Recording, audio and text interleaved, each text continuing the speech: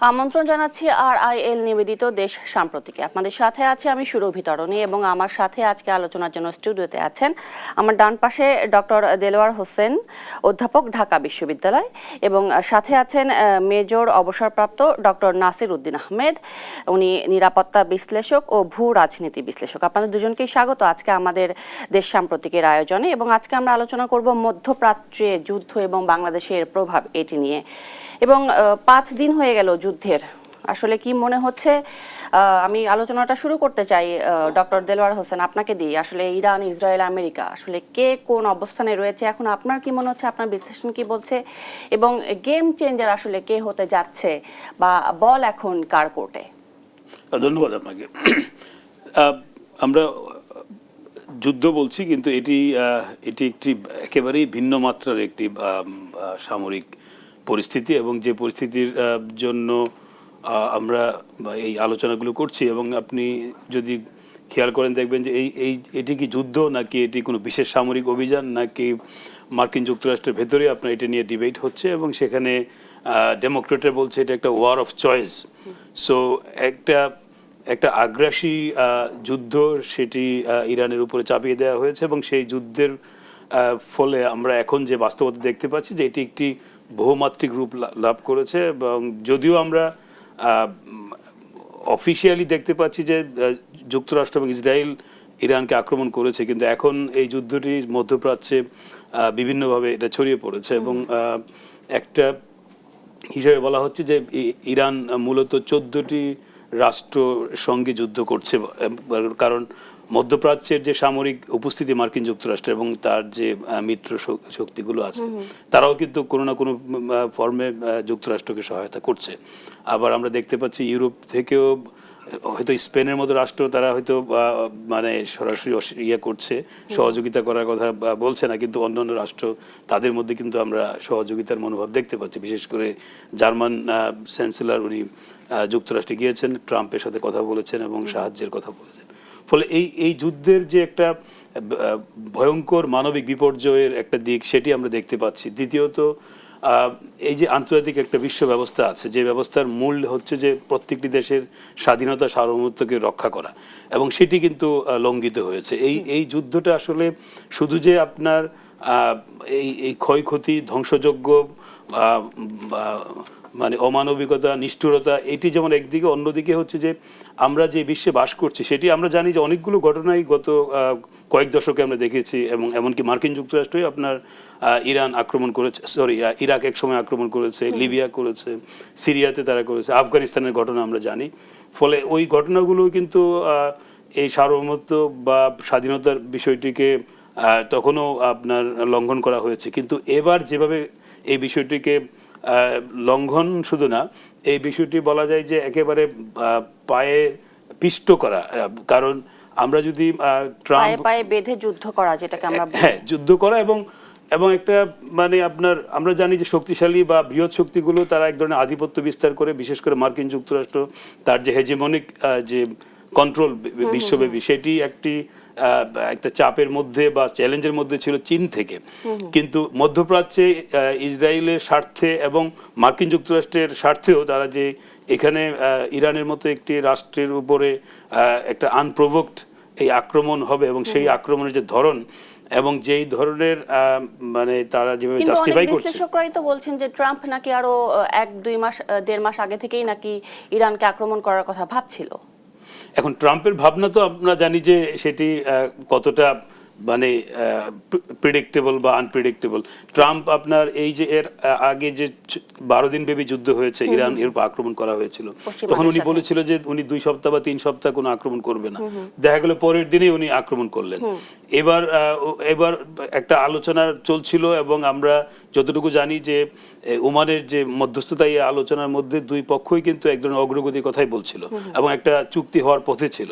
সে অবস্থায় ইরানের উপর আক্রমণ করা হয়েছে। এই যে একটা মানে আপনার এই কূটনীতিটাকেও কিন্তু এক ধরনের প্রতারণার জায়গায় বা এক ধরনের অবিশ্বাসের জায়গায় নিয়ে যাওয়া হয়েছে। ফলে এই যে পরিস্থিতিটা, সেই পরিস্থিতিটা আপনার একটা বিশ্ব পরিস্থিতিকে অনেকে যে জঙ্গলের যে সাথে তুলনা করছে, এবং বাস্তবতা তাই যে একটা রুলস বেসড অর্ডার যেখানে মিনিমাম যে নর্মসগুলো ছিল বিশ্বের, সেই নর্মসগুলোকে কিন্তু বৃদ্ধাঙ্গুলি দেখানো হচ্ছে। জি, অতএব এখনো বলা যাচ্ছে না আসলে কি হতে যাচ্ছে। এ পর্যায়ে মেজর অবসরপ্রাপ্ত ডক্টর নাসির উদ্দিন আহমেদ, আপনার পর্যবেক্ষণ জানতে চাই যে তাহলে কি আমরা বলতে পারি যে আমেরিকা এখন হচ্ছে ইরানের ফাঁদে? ধন্যবাদ। আমার সুধী দর্শকদের শুভেচ্ছা এবং সম্মানিত বিজ্ঞ আলোচকের জন্য শুভেচ্ছা। এটা বলা যায় অবশ্যই সেই খাতে। এটার স্যার যেটা বললেন যে একটা তো হলো যে সামরিক দিক যেভাবে এটা হয়েছে, সাধারণত যুদ্ধের ঘন শুরু হয় না, একটা ফার্স্ট বুলেট রাউন্ড একটা হয় এবং যুদ্ধের একটা মোটামুটি উভয় পক্ষ জানে যে এই হতে যাচ্ছে বা এই সেই হিসাবে তারা তাদের যারা বেসামরিক জনগণ থাকে তাদেরকে সতর্ক করে এবং বিভিন্ন ধরনের একটা প্রস্তুতিমূলক বিষয় থাকে। কিন্তু এই ক্ষেত্রে এটা হয়নি। এই ক্ষেত্রে all on a sudden negotiation হচ্ছিল, তারপর হঠাৎ করে বলল যে না আমরা আর আগাতে পারছি না, পর তিনি অ্যাটাক হয়ে গেল। এটা হলো তো সামরিক দিক। এরপরে যেটা হয়েছে সেটা সামরিক কথা বলতে গেলে আরেক যায়, কিন্তু আমি অন্য প্রসঙ্গটা একটু আলোচনা করতে চাই। সেটা হচ্ছে যে এটার মধ্যে একটা হলো যে অভ্যন্তরীণ রাজনীতি আছে দুটা দেশের, আমেরিকা এবং ইসরায়েলের, আরেকটা হচ্ছে অস্ত্র ব্যবসার একটা স্বার্থ। প্রথম বিষয়টা হচ্ছে যে আমরা সবাই জানি যে আমেরিকা একটা মধ্যবর্তী নির্বাচন হবে নভেম্বরে এই বছরে, আর ডিসেম্বরে হলো ইসরায়েলের নির্বাচন। এবং সব প্রকার জরিপে ডোনাল্ড ট্রাম্পের জনপ্রিয়তা এখন 36 থেকে 42-এর মধ্যে, বিভিন্ন সংস্থা যেভাবে করেছে। এবং এটা যদি কন্টিনিউ করে এবং মধ্যবর্তী নির্বাচনে যদি তার হেরে যাওয়ার মতো পরিস্থিতি হয় তার দলের মধ্যে, হয়তো তাকে চেঞ্জ করা যাবে না, অভিষেক হবে না, কিন্তু যেটা হবে সিনেটে বিভিন্ন ধরনের কন্ট্রোল মেকানিজম আরোপ করা যাবে। এটা হলো একটা, উনি এটাকে এখন হিরো সেজে আমেরিকার জনগণের কাছে একটা ভাবমূর্তি তৈরি করতে চাচ্ছেন মধ্যবর্তী নির্বাচনের আগে, যে উনি একমাত্র রক্ষাকর্তা, ইনি না থাকলে এই ইরানের হাতে সমস্ত পৃথিবী ধ্বংস হয়ে যাবে। এইটা একই কথা হলো নেতানিয়াহুর ক্ষেত্রে। তারও জনপ্রিয়তা এখন একেবারে তলানির দিকে। তার দল সাম্প্রতিক জরিপে দেখা গেছে যে 50 থেকে 52টা সিট ম্যাক্সিমাম পেতে পারে, যে 120টা সিটের মধ্যে। তো এটা যদি হয় তাহলে তার জন্য একটা সামনে একটা বড় ধরনের ধকল আসবে। আর অলরেডি তো তার বিরুদ্ধে বিভিন্ন ধরনের অভিযোগ এবং আপনার শাস্তিমূলক ব্যবস্থার জন্য একেবারে ক্ষেত্র তৈরি হয়ে আছে নেতানিয়াহুর বিরুদ্ধে তার নিজের দেশেই। এবং এই দুজন রাষ্ট্রপ্রধানই আপনার উভয় দেশের মধ্যে জনগণের কাছে একটা নানা কারণে বিতর্কিত। এর মধ্যে আবার এপস্টেইন যেই বিতর্কটা এসছে সেটার মধ্যে ডোনাল্ড ট্রাম্পের আছে। তো এটা হলো একটা সামরিক দিকের বাইরে রাজনীতিকে সম্পূর্ণভাবে একটা অ্যাডভান্টেজ নেওয়া, হিরো সাজা, যে আমি না হলে এই ইসরায়েলের স্বার্থ বা আমেরিকার স্বার্থ কেউ দেখতে পারবে না। তাদের তো স্লোগানই ছিল আমেরিকার মেক আমেরিকা গ্রেট এগেইন। তো সেটার একটা প্রলেপ দেওয়ার চেষ্টা হচ্ছে। আর একটা বিষয় হচ্ছে যেটা যে জনগণের দৃষ্টি একটা স্ক্যান্ডাল থেকে আরেক দিকে নিয়ে যাওয়ার জন্য তাদেরকে ওটা নিয়ে ব্যস্ত রাখা। আর আরেকটা বিষয় যেটা বলছিলাম যে অস্ত্র ব্যবসা, যেটা আমি নিজে মধ্যপ্রাচ্যের যুদ্ধে ছিলাম 90-91 সালে, যে প্রথম গালফ ওয়ার হলো, সাদ্দাম হোসেন কুয়েত দখল করে নিলেন। এটা অবিশ্বাস্য যে সাদ্দাম হোসেন একটা ওয়ার মেকানিজম তৈরি করছে, তার সৈন্যরা সব কুয়েত বর্ডারে প্রস্তুতি নিচ্ছে, কুয়েতে ঢুকবে, আমেরিকা কিছুই জানতো না, তাদের ঢুকে গেল। তাদের কিন্তু ওই বর্ডারের মধ্যে স্টপ করতে পারতো, আমেরিকার সে সক্ষমতা ছিল, কিন্তু তারা করেনি। তারা কি করেছে? কুয়েতে ঢুকতে দিয়েছে। তারপর করেছে কি, তারা নিজেরা গেল গালফ রিজিয়নে গেল। আমরাও গিয়েছিলাম বাংলাদেশ থেকে প্রায় 3000 সৈন্য, আমি তরুণ ক্যাপ্টেন হিসাবে সেখানে ছিলাম। এবং একটা কোয়ালিশন ফোর্স করে তাদেরকে ড্রাইভ আউট করা হলো। ড্রাইভ আউটটা একেবারে অবিশ্বাস্য। কেউ মানে আমার এখন এই যুদ্ধের যে সিনগুলো আমি দেখি আমার চোখে ওগুলো ভাসে, যে নির্বিচারে বোমা ফেলা হচ্ছে এবং টার্গেট করে করে যেখানে তেলের খনিগুলো ছিল সেগুলোর মধ্যে বেশি বোমা পড়েছে। আমরা যখন গাড়ি নিয়ে চলতাম আমাদের উইন্ডশিল্ডের মধ্যে কালো একদম মানে লেয়ার পড়ে যেত, কিছুক্ষণ পর পর আমাদেরকে ওই উইন্ডশিল্ডের ইয়েটা মুছতে হতো, তাহলে আমরা গাড়ি চালাতে পারতাম না। ডক্টর নাসির উদ্দিন, এই সব ঘটনার পরিপ্রেক্ষিতে যদি আমরা দেখতে পারি যে ইউরোপ আমেরিকার মানুষজন কিন্তু তাদের ট্রাম্পের উপরে অনেকটা বিরক্ত, ক্ষুব্ধ। তারপর আপনি বললেন সামনে হচ্ছে তাদের মধ্যবর্তী নির্বাচন, তাহলে ট্রাম্প কি এই ঢিলটা ছুড়বে কেন? এটা হচ্ছে যে সে যেটা বললাম যে সে নিজেকে রক্ষাকর্তা হিসাবে একটা ইমেজ তৈরি করার চেষ্টা করছে, যে উনি ছাড়া আর কেউ আমেরিকাকে রক্ষা করতে পারবে না এবং ওই নেতানিয়াহু ছাড়া তাদের যে স্বার্থ এটা করতে পারবে না। এবং এটার মধ্যে আবার ধর্মকেও মিশিয়ে দিয়েছে। এটা হচ্ছে যে তাদের একটা ধর্মগ্রন্থের কোট করে নেতানিয়াহু বলেছে যে এমন একটা সময় আসার কথা তাদের ধর্মগ্রন্থে আছে যে যেখানে একজন থাকবেন হলো ডেভিল, যিনি খোমেনিকে প্রেডিক্ট করার চেষ্টা করেছে, এবং তাকে ধ্বংস করার জন্য একজন অবতার থাকবেন, সেটা হলো ডোনাল্ড ট্রাম্প। এই ধরনের একটা মিক্স করে এটার মধ্যে ধর্ম, রাজনীতি এবং অস্ত্রের ব্যবসা, যেটা বললাম যে পুরো মধ্যপ্রাচ্যের ডিফেন্স মেকানিজম, যেটা বিশেষ করে অ্যান্টি এয়ার ডিফেন্স, যেটা বিমান বিধ্বংস করার বা মিসাইলকে ধ্বংস করার যে টেকনোলজি, এটা তো মূলত দিয়েছে আমেরিকানরা। তাদের প্যাট্রিয়ট এবং অন্যান্য যে সমস্ত ছিল ডিফেন্স মেকানিজম, সবগুলো উচ্চ মূল্যে তারা বিক্রি করেছে। এখন কি দেখা গেল যে না, এরপরেও কিছু তারা ইন্টারসেপ্ট করেছে, বাট তারপরেও ইসরায়েলে যে বোমা পড়ছে, কুয়েতের বেইজে পড়ছে, বাহরাইনে পড়ছে, পড়ছে। এখন তারা কি করবে, আবার নতুন আরেকটা টেকনোলজি দেবে। আগেরটাতে কিছু হয়তো ফুল প্রুফ ছিল না, এবার একটা ফুল প্রুফ, তো এটা তোমরা এবার কিনো। জি, আমরা এই অবস্থা নিয়ে আরো কথা বলবো এবং বাংলাদেশে প্রভাব কি পড়তে যাচ্ছে এটি নিয়েও কথা বলবো, তবে একটি বিরতির পরে। দর্শক দেখছেন RIL নিবেদিত দেশ সাম্প্রতিক। দেখছেন RIL নিবেদিত দেশ সাম্প্রতিক। আজ আমরা আলোচনা করছি মধ্যপ্রাচ্যে যুদ্ধ ও বাংলাদেশের প্রভাব। এই পর্যায়ে ডক্টর দেলোয়ার হোসেন, আপনার কাছে জানতে চাই যে ইরানকে ট্রাম্প কি আসলে চিনতে পারেনি? কারণ যে ইরানকে জর্জ বুশ চিনেছিল, বারাক ওবামা চিনেছিল, এমনকি বাইডেনও চিনেছিল, কিন্তু ট্রাম্প এই ভুলটা করলো কেন? তারা তো এতদিন কোনো সাহস দেখায়নি, যে নেতাদের কথা বললাম, ট্রাম্প এই ভুলটা কেন করলো? এটি একটু একটা গুরুত্বপূর্ণ বিষয় আপনি বলেছেন। ট্রাম্প সম্পর্কে আমরা যেটুকু দেখেছি, উনি প্রথম টার্মে ক্ষমতায় ছিলেন, তারপরে দ্বিতীয় টার্ম, এবং মার্কিন যুক্তরাষ্ট্রের অভ্যন্তরীণ রাজনীতিতে ট্রাম্পের যে ব্যক্তিত্ব বা তার সম্পর্কে মার্কিন জনগণের যে ধারণা, সেটাও যদি আমরা দেখি, তাহলে তিনি একজন খুবই আনপ্রিডিক্টেবল পারসন। এবং আরেকটি বিষয় আমার কাছে মনে হয় যে উনি অসম্ভব ইম্পালসিভ। উনি ওনার নিজস্ব কতগুলো চিন্তাভাবনা থেকে সিদ্ধান্ত নেন, এবং যুদ্ধের বিষয়টি কিন্তু অত্যন্ত ক্যালকুলেটিভ একটা অ্যাসেসমেন্টের ব্যাপার। এবং আমার মনে হয় না উনি ওই ক্যালকুলেশনগুলোকে ওইভাবে গুরুত্ব দিয়েছেন যে প্রথমত ইরানের যে সক্ষমতা কতটুকু। আবার মার্কিন যুক্তরাষ্ট্র তারা প্রথম দিকে বলেছে যে রেজিম চেঞ্জ একটা টার্গেট, পারমাণবিক অস্ত্রের ব্যাপারটি তো আছেই, পরে আবার এগুলো চেঞ্জ করছে। এবং মার্কিন পররাষ্ট্রমন্ত্রী সেক্রেটারি স্টেট রুবিও, উনি আবার মাঝখানে বলেছেন যে এটা মূলত ইসরায়েলের জন্য এই যুদ্ধটা করা হচ্ছে।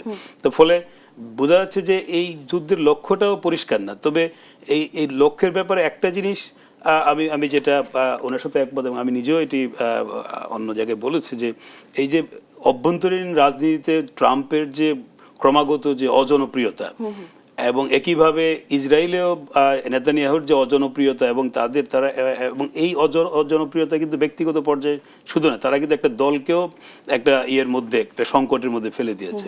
বিশেষ করে ট্রাম্পের কথা আমরা বলবো, ট্রাম্প হয়তো মনে করেছে যে এই একদিকে অ্যাবস্টেন ফাইল, অন্যদিকে তার যে অ্যাপ্রুভাল রেট অনেক কম, এবং মধ্যবর্তী নির্বাচনে একটা বড় ধরনের ভরাডুবি হবে। এই অবস্থায় আমরা আগেও দেখেছি যে মার্কিন প্রেসিডেন্টরা একটা বৈশ্বিক পর্যায়ে তারা বড় ধরনের একটা ইন্টারভেনশনিস্ট এইরকম একটা অভিযানে নেমে যায়, ফলে জনগণের দৃষ্টি অন্যদিকে সেটাকে আপনার ডাইভার্ট করা। এই ক্ষেত্রে কিন্তু সেটি এখনো হয়নি, এবং আপনার মানে দুভাবেই কিন্তু ট্রাম্প ভুল করেছে বলা যায়। যেমন ইরানের সক্ষমতা সম্পর্কে ওনার পরিষ্কার ধারণা ছিল না, একই সঙ্গে উনি যে কথা বলছে যে রেজিম চেঞ্জ করে ফেলবেন, ইরানের জনগণকে সরকারের বিরুদ্ধে বিক্ষোভ করার জন্য বলেছেন, তার কোনোটাই কিন্তু ঘটেনি। এমনকি যেভাবে আমরা লক্ষ্য করলাম যে ইরানের তাদের সুপ্রিম লিডার মারা যাওয়ার পরে তাদের যে রাজনৈতিক ধারাবাহিকতা, সেটাও কিন্তু তারা রক্ষা করেছে। ফলে ইরান এখন ট্রাম্পের কাছে বা যুক্তরাষ্ট্রের কাছে একটা ইনিগমার মতো, একটা মিস্ট্রি। একদিকে তাদের সক্ষমতা শুধু যে সামরিক সক্ষমতা তা না, রাজনৈতিক সক্ষমতার ব্যাপার এখানে। এবং আমি আসবো আবার আপনার কাছে এই পর্যায়ে। ডক্টর নাসিরউদ্দিন আহমেদ, আপনার কাছে জানতে চাই যে এই মধ্যপ্রাচ্যের যুদ্ধ লাগলেই আমরা দেখি যে অস্থির হয়ে যায় সমস্ত কিছু, বিশেষ করে তেলের বাজার বলি আমরা, সেটা অস্থির হয়ে যায়। বাংলাদেশে আসলে এর প্রভাব পড়তে শুরু করছে এর মধ্যে, কারণ এর মধ্যে আমরা বিভিন্ন গণমাধ্যমে দেখতে পেয়েছি যে গুজব ছড়ানো হচ্ছে, বিভিন্ন পেট্রোল পাম্পে ব্যক্তিগত গাড়ির দীর্ঘ সারি দেখা গেছে, তারা নাকি তেল পাচ্ছেন না। আসলে এই ধরনের পরিস্থিতি বাংলাদেশ কিভাবে মোকাবিলা করবে? এখানে আসলে দুটো জিনিস আছে, একটা হলো যে আন্তর্জাতিক প্রেক্ষাপট, আর একটা হলো দেশীয় প্রেক্ষাপট। আন্তর্জাতিক প্রেক্ষাপটে তো অবশ্যই একটা তেলের যে সরবরাহটা সেটা বিঘ্নিত হয়েছে অলরেডি, কারণ হচ্ছে যে হরমুজ প্রণালী যেটা আছে, হরমুজ স্ট্রেইট, এটা ইরান অলরেডি ব্লক করার ঘোষণা দিয়েছে এবং বলেছে যে কোনো তেলের ট্যাঙ্কার যদি এখানে থাকে তারা সেটাকে জ্বালিয়ে দিবে। এবং আমেরিকা সেটাকে চ্যালেঞ্জ হিসেবে নিয়েছে, তারা সেটাকে বিভিন্নভাবে পরিষ্কার রাখার জন্য চেষ্টা করছে। আবার এদিক দিয়ে চীনও বলেছে যে সেটা ইরানের সাথে বোঝাপড়ার মাধ্যমেই তারা সেখানে তেল নেওয়া সংগ্রহ করবে, কারণ এই হরমুজ প্রণালী দিয়ে সারা পৃথিবীর 20% তেল বহির্বিশ্বে রপ্তানি হয়। এখানে আপনার বিশেষ করে বাহরাইন, কাতার, কুয়েত, তারপর ইউনাইটেড আরব এমিরেটসের একটা অংশ, এমনকি সৌদি আরবেরও একটা অংশ এখান থেকে আছে, ইরান তো এর মধ্যে আছেই। এই তেলটা এখান দিয়ে বের হয়। এইটা যদি আপনি চিন্তা করে দেখেন, 20% তেল একটা বিশ্ব সরবরাহ ব্যবস্থায়, সাপ্লাই চেইনে যখন কমতে থাকে পার ডে, তখন এটা খুব বেশি সময় লাগে না এটা একটা ভয়াবহ তৈরি করতে। সুতরাং এটা করার যথেষ্ট সম্ভাবনা আছে। কিন্তু বাংলাদেশের যুদ্ধের 5 দিনের মাথায় যে কথাটা হয়েছে, এইটা আসলে মানব সৃষ্ট বলে আমি মনে করি। এটা সিস্টেমের সৃষ্ট না। এই যুদ্ধটার একটা অন্যতম লক্ষ্যই ছিল কিন্তু চীনের তেল সরবরাহ বন্ধ করা, কারণ চীনের যেই বাণিজ্যিক শক্তি সেটা তো এখন আমেরিকার প্রথম এবং প্রধান বাধা হয়ে দাঁড়িয়েছে, যার জন্য ট্যারিফের এই যুদ্ধটা এর আগে এসছে। সরাসরি যুদ্ধের আগে ট্যারিফ যুদ্ধ শুরু হয়েছে এবং চীন তারপরেও কিন্তু বো ডাউন করেনি। তারা কিন্তু ওই যতই ট্যারিফ ওদের উপর ইম্পোজ করুক, তারা পৃথিবীতে তাদের সেই বাণিজ্যিক যে সাম্রাজ্য অটুট রেখেছে। এবং তাদের যে তেলটা হলো তাদের ইন্ডাস্ট্রির ব্যাকআপ, মানে ইন্ডাস্ট্রির পিছনে ইলেকট্রিসিটির পিছনে হলো তেল। তো সুতরাং তেল ভেনিজুয়েলা থেকে আসতো আর হলো ইরান থেকে যেত। এই দুইটা ছিল চীনের প্রধান তেলের সরবরাহ লাইন। ভেনিজুয়েলা এখন তাদের ক্যাপচারে চলে গেছে অলরেডি আমেরিকার, এবং অবিশ্বাস্যভাবে তেল ভর্তি ট্যাঙ্কার বলছে যেটা আমার এখন।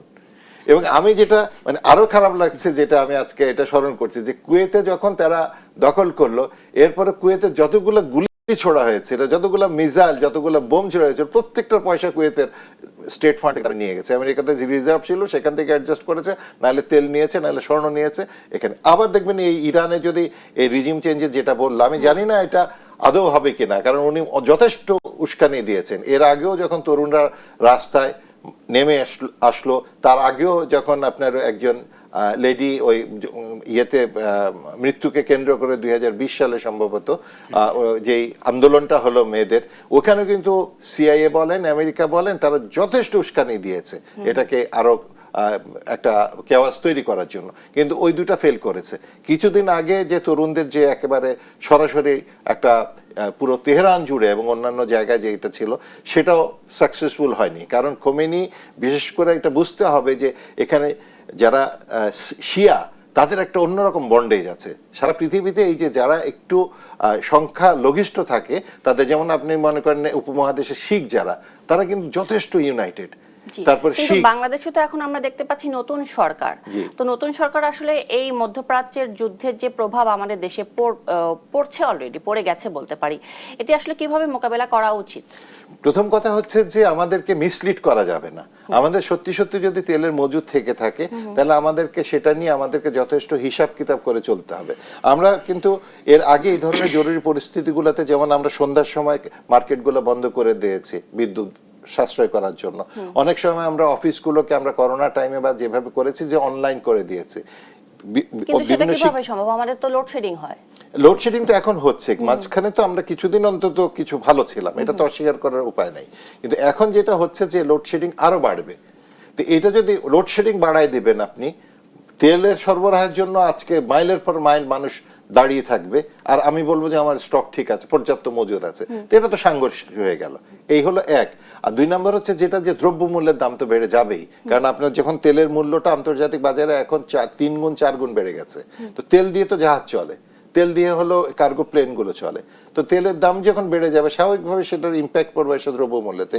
কিন্তু মানবসৃষ্ট কোনটা, যে এই এখন যে দ্রব্যগুলো মার্কেটে আছে, যে আপনি মনে করেন যে বিভিন্ন দোকানে দোকানে স্টক আছে বা গোডাউনে আছে, এর একটা তো যুদ্ধ শুরু হওয়ার পরে আসেনি, সবগুলো আগে এসছে। তো এটারও যদি দাম এখন বেড়ে যায় যুদ্ধের ধরে, আপনি বাংলাদেশের পুঁটি মাছের দামও যদি বেড়ে যায়, যুদ্ধ লেগেছে মিডল ইস্টে, তাহলে তো এটা হলো মানব সৃষ্ট বিপর্যয়।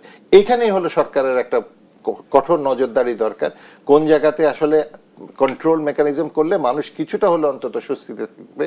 এটা আমাদের খুব কঠিন ভাবে এটা দেখতে হবে। আমরা আবারও ফিরবো, তবে নিচ্ছি একটি বিরতির পরে আবার ফিরে আসবো। দর্শক দেখছেন RIL নিবেদিত দেশ সাম্প্রতিক।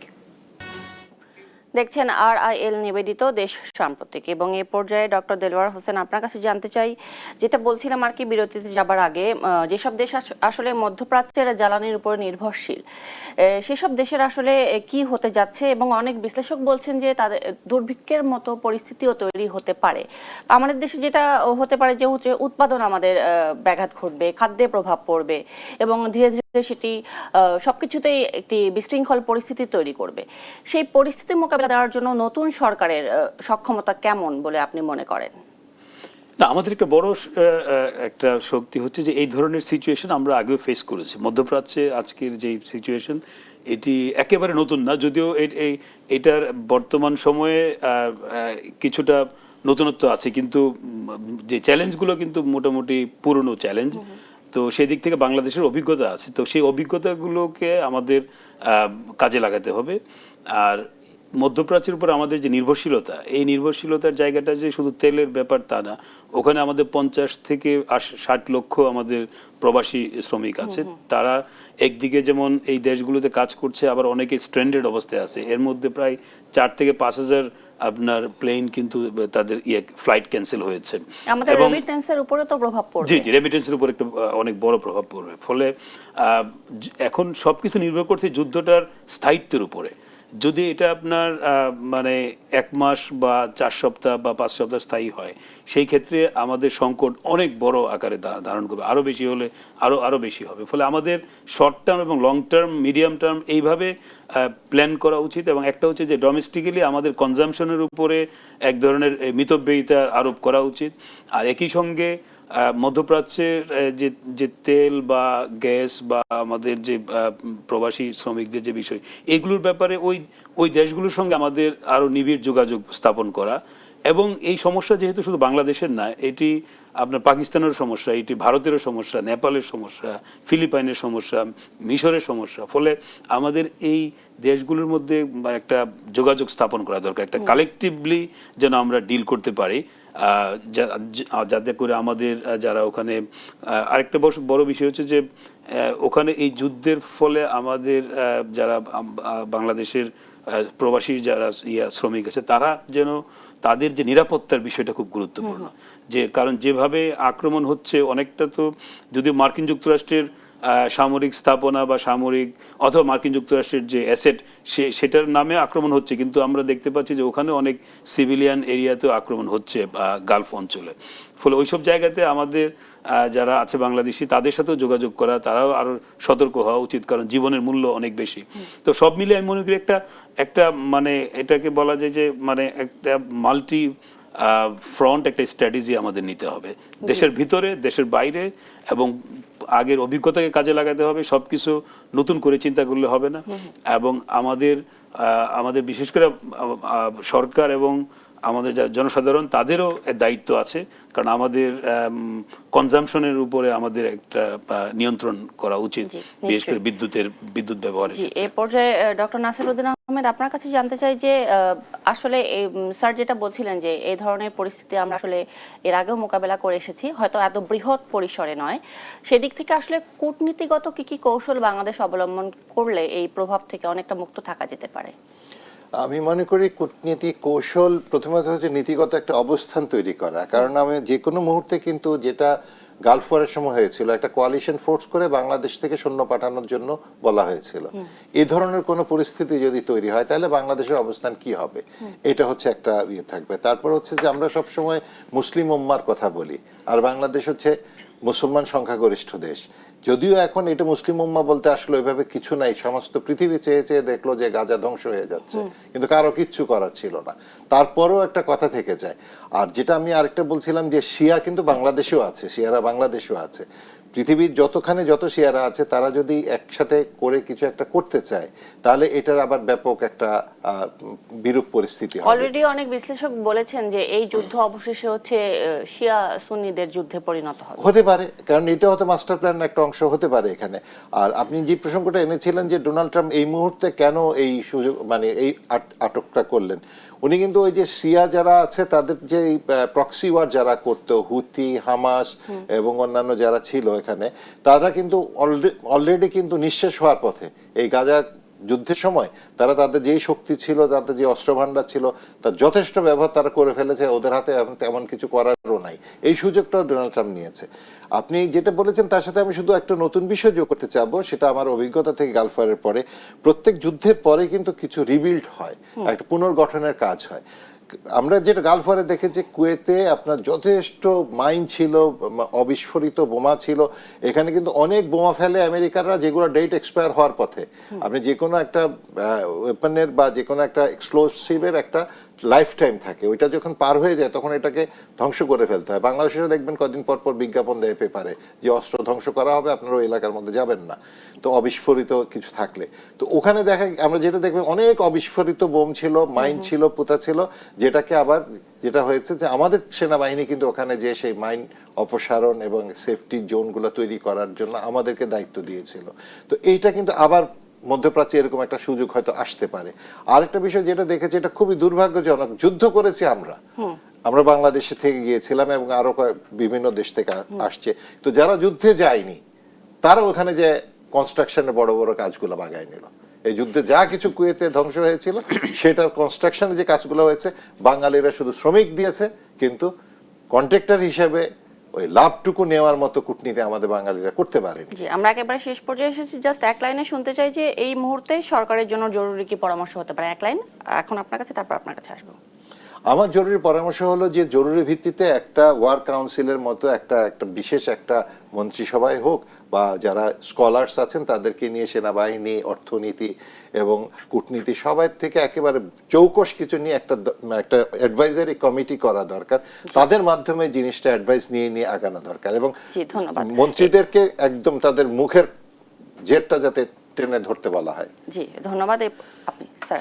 এক্স্যাক্টলি, এই একটা টিম গঠন করা খুব জরুরি, এবং স্পেসিফিক্যালি মধ্যপ্রাচ্য সংকট নিয়ে তারা কাজ করবে, এবং এই সংকট শেষ হওয়ার পরেও তারা কাজ করবে, কারণ এই সংকটের সময় এবং সংকট পরবর্তী সময়ে যে যদি অপরচুনিটি তৈরি হয়, এগুলো যেন মানে অ্যাড্রেস করতে পারে। ফলে আমার মনে হয় সাধারণ কূটনীতি দিয়ে এটা হবে না, আমাদের এখনই একজন স্পেশাল এনভয় এবং একটা টিম গঠন করে মধ্যপ্রাচ্য পরিস্থিতিটা তাদের হাতে দিয়ে দেওয়া উচিত, এবং তার সাথে সরকারের একটা খুব নিবিড় যোগাযোগের মাধ্যমে কখন কি করা দরকার সেই কাজটি করতে পারে। জি, অসংখ্য ধন্যবাদ ডক্টর দেলোয়ার হোসেন এবং মেজর অবসরপ্রাপ্ত ডক্টর নাসির উদ্দিন আহমেদ, আপনাদের দুজনকেই আজকে দেশ সাম্প্রতিকের সময় দেওয়ার জন্য।